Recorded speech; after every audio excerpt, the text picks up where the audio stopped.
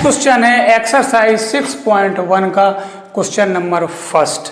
इस question number first को ध्यान से देखिए, ध्यान से सुनिए और ध्यान से समझिए। इन फिगर 6.13 में A B and C D two lines intersect कर रही हैं पॉइंट ओ पर, और angle A O C plus angle B O E हमें 70 डिग्री दिया है and angle B O D हमें 40 डिग्री दिया है। तो हमें फाइंड करनी है value angle B O E and reflex angle C O E. तो शुरू करते हैं इसका सॉल्यूशन। यहाँ पे angle A O C is equal to हो जाएगा एंगल बी ओ डी। ये angle A O C equal angle B O D के कैसे हो जाएगा, ये फॉर्म कर रहे हैं वर्टिकली अपोजिट एंगल। चूंकि लाइन ए बी और सी डी इंटरसेक्ट कर रही है पॉइंट ओ पर, तो एंगल ए ओ सी ये वाला और एंगल बी ओ डी ये वर्टिकली अपोजिट एंगल हो जाएंगे। तो यहाँ पे angle A O C is equal to angle B O D की वैल्यू है 40 डिग्री दी है, तो यहाँ पे हम पुट कर देंगे। तो इस तरह से एंगल ए ओ सी की वैल्यू हमें 40 डिग्री मिल गई यहाँ पे। नेक्स्ट हमें गिवन है angle A O C plus angle B O E is equal to 70 degree. तो यहाँ पे ए ओ सी की वैल्यू हम 40 डिग्री यहाँ पे पुट कर देंगे, plus angle B O E is equal to 70 degree. यहाँ पे 40 डिग्री को हम 70 डिग्री से इक्वल के उस साइड ले जाएंगे तो सब्ट्रैक्ट कर देंगे, तो यहाँ हो जाएगा angle B O E is equal to 70 degree minus 40 degree. तो angle B O E is equal to हमारा हो गया 30 डिग्री, जो कि हमारा फर्स्ट आंसर हुआ। यहाँ पे हमसे वैल्यू पूछी थी एंगल बी ओ ई की, तो ये हमने फर्स्ट आंसर निकाल लिया, angle B O E is equal to 30 degree. अब नेक्स्ट पूछा है रिफ्लेक्स एंगल सी ओ ई। सी ओ ई हमारा ये है और उसका रिफ्लेक्स एंगल बाकी का बचा हुआ पार्ट। तो यहाँ पे हो जाएगा पहले एंगल यहाँ पे ओ सी और ओ ई रेज ए बी पर स्टैंड कर रही हैं, तो इन तीनों एंगल का सम 180 डिग्री हो जाएगा, क्योंकि ये तीनों लीनियर पेयर फॉर्म कर रहे हैं। तो यहाँ पे हो जाएगा angle A O C plus angle C O E plus angle B O E is equal to 180 degree. कैसे?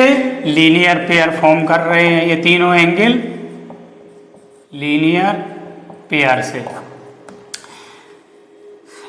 क्योंकि ये ओसी रे और ओई रे स्टैंड्स कर रही हैं लाइन ए बी पर।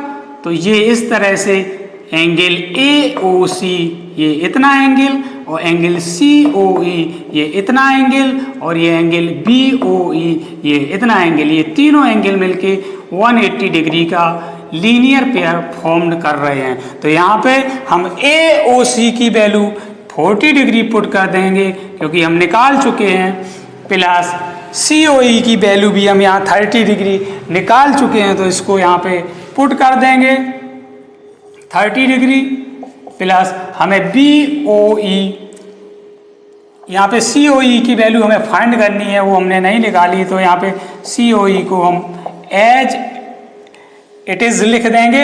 यहाँ पे हमने बी ओ ई की वैल्यू फाइंड की है, तो बी ओ ई की वैल्यू हम यहाँ पे 30 डिग्री पुट करेंगे और नेक्स्ट हम 180 डिग्री को एज इट इज़ लिख देंगे। तो यहाँ पे 40 डिग्री प्लस 30 डिग्री ऐड हो जाएगा, जो कि हो जाएगा 70 degree, plus angle C O E is equal to 180 degree. अब नेक्स्ट स्टेप में यहाँ पे हो जाएगा angle C O E is equal to 180 से ये 70 इक्वल के दूसरे साइड जाएगा तो सब्ट्रैक्ट हो जाएगा 180 डिग्री माइनस 70 डिग्री, तो यहाँ पे हो गया 110 डिग्री, जो कि हमें COE की वैल्यू मिली कितनी 110 डिग्री।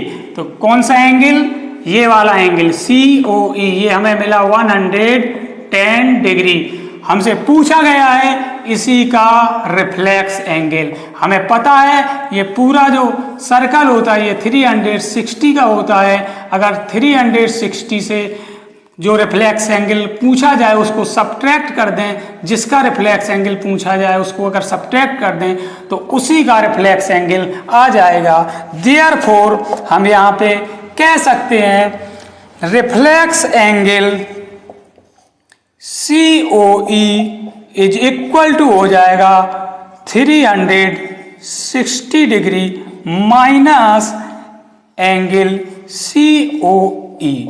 तो यहाँ पे नेक्स्ट हम यहाँ पे करेंगे 360 डिग्री से COE की वैल्यू कितनी है 110,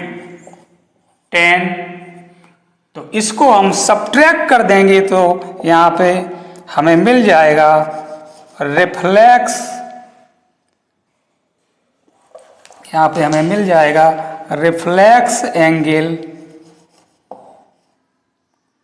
COE इज इक्वल टू 360 से 110 गया तो मिल जाएगा 250 डिग्री, जो कि हमारा दूसरा आंसर हुआ।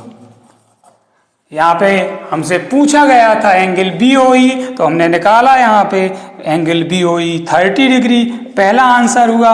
यहाँ पे हमसे पूछा गया था रिफ्लेक्स एंगल COE, तो यहाँ पे हमने निकाला रिफ्लेक्स एंगल COE, यहाँ पे हो गया पूरा 250 डिग्री। तो इस तरह से क्वेश्चन नंबर फर्स्ट हुआ कंप्लीट। अब नेक्स्ट हम मूव करते हैं नेक्स्ट क्वेश्चन की तरफ।